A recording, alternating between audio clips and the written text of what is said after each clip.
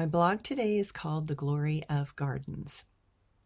This time of the year is always so interesting to me as I know quite a few Tauruses that are born around this time, or I know a lot of people that have wedding anniversaries around this time. So today I celebrate all those lovely Tauruses out there as they have incarnated to be steady, steadfast, determined to keep going, nurturing, and show us what is lovely and simple about Earth.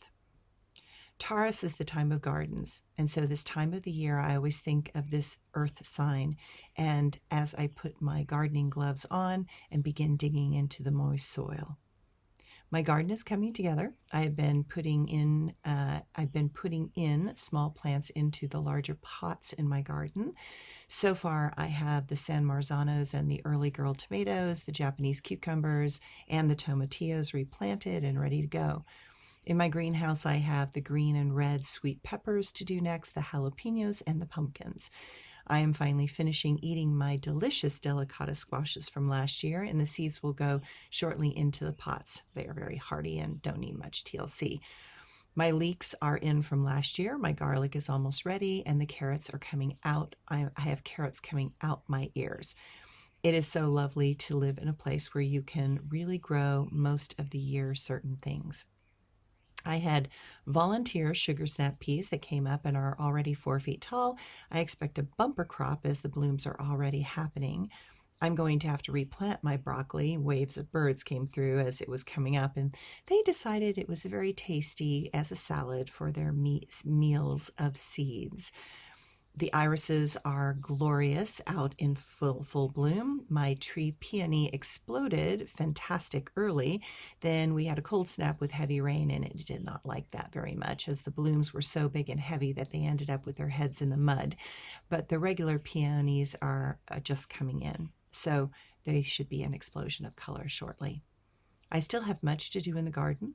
Gardens are always a work in progress, and we are still trying to limb up the trees and get all the burning done before we are allowed to not burn because of the fire season. In the upper garden, I need to get all the weeds out that came in from the winter rains and tame back the blackberry bushes that threatened to take over everything. But the bees are so happy with the flowers that I just don't have the heart to cut them back right now. Best to give the wild bees a chance to build up their stores while they can. Hummingbirds came in a flood, and they then shockingly decided that this was not their final spot. It was sad. I love to have throngs of hummingbirds during the spring and summer. They make my heart happy. At least they had a lovely stopover and a break before they continued north. The weather is still cool but sunny. I am grateful for the long and wet winter, but I can feel that the heat is coming, and so it is time to make sure the garden is ready to explode with color and fruits. Learning to work with the plants and the land has been a tremendous learning curve for me, but the more I understand, the better the results. I love that here the schools teach gardening to the students. I think every child should have the opportunity to feel empowered by knowing where and how to produce food. The world would be a much better place if we all learned to be more self-sufficient. Have a wonderful day.